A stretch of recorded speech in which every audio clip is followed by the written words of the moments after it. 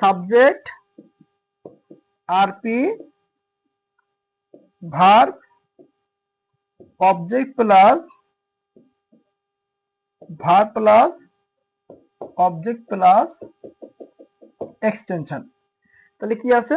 Subject, তারপর হচ্ছে relative pronoun, তারপরে ভার্ব, তারপর হচ্ছে অবজেক্ট, তারপরে ভার্ব, তারপরে অবজেক্ট, তারপরে হচ্ছে এক্সটেনশন।